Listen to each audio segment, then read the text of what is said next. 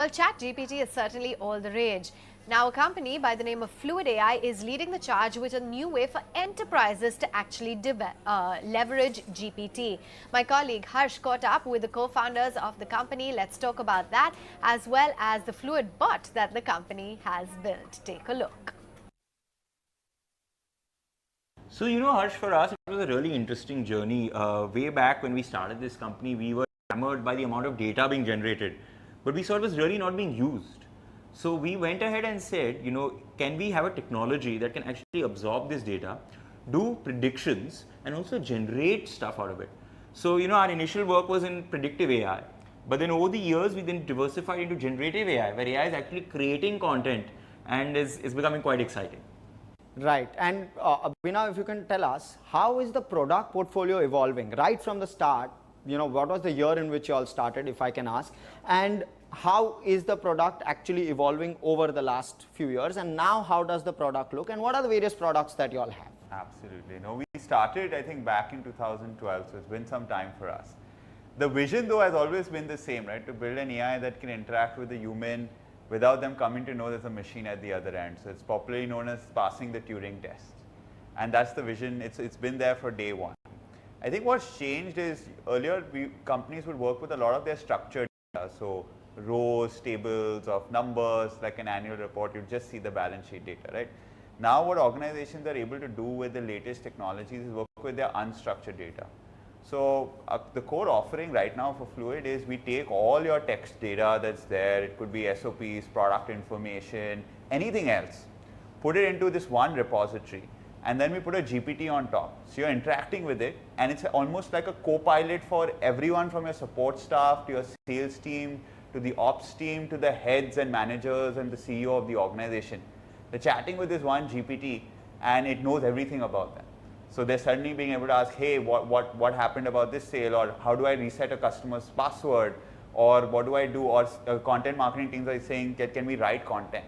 So it's evolved to this stage now. It's very human, and it's available across multiple channels like Slack, Teams, WhatsApp. So it's very exciting. Right, and the other thing that's looking very human is right next to us, Abhinav. Talk to us about this Fluid bot that you all have built. Absolutely. So, we are a software company, and our core is that we want the technology to reach where you are, right? Which is why we worked on saying, can it be on Teams, can it be on Slack, can it be on phone call as well? And we said, wouldn't it be interesting to have the same technology of Fluid GPT on a physical manifestation like a robot? So imagine this one will walk around with you, it'll interact with you, he's looking at you right now, and then be able to go into a store and say, hey, can I interact with Fluid GPT? And say, customer asks a question, it guides you where what is, and that's the vision behind this one. Imagine going to a store asking, I'm making pasta primavera tonight, and he's taking you, okay, this is the recipe, let me take you through the store to the different ingredients. Right, that's pretty cool. So Raghav, take us through a couple of products of yours, if you can. Yeah, so I think the most exciting product is what Abhinav talked about, right? The co-pilot for the enterprise. Enterprises have a huge amount of data, right? And the problem is, if you're going to search, it's not going to come. It's all unstructured. It's like in a shared drive. It's like on someone's PC in someone's email inbox. So what we say is we pull together all this information, and then you can ask a question in a single question and get an English answer. You don't get 10 links like Google. You get a proper answer, and that can be either on WhatsApp, Slack, or Teams. So it becomes a very powerful interface for the entire enterprise. Right, and is this how AI across the world is developing, or is this something unique that you guys are doing? Because AI globally is developing at quite a fast pace, right? So how is Compete looking at AI, and what are you all doing differently versus the others? Yeah, so for us, generative AI has obviously been this new arc that's come, and if anyone's used, and everyone's using ChatGPT right now. So ChatGPT is a great knowledge worker when you're just as a consumer talking to it, right? But it has no organizational context. So for instance, if I ask it something about my company today, it won't know, it'll just say, I don't know that. So we've added, while we are competing with a lot of AI startups, what we have brought to the picture is taking the enterprise's data and feeding it to the GPT algorithms.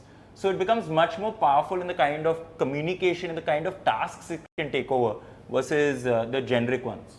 Understood. And what's the kind of interest that you all are seeing? I mean, we are seeing that at an individual, at a personal level, we're using AI in a much bigger way, obviously, because it's available now freely. But how are organizations looking at the way AI is turning out? What kind of organizations are coming to y'all? Yeah, absolutely. I think organizations, the interest is phenomenal. I think everyone's looking at, like, they all use it at home, right? Like Raghav said. So they're all looking at saying, how do we bring this kind of capability and power to the organization? So people are going pretty aggressive on it. I think banking, insurance, obviously we've seen is always the early adopter when it comes to new technology. So they're definitely number one out there. I think second would probably be one like a retail and auto manufacturers. They're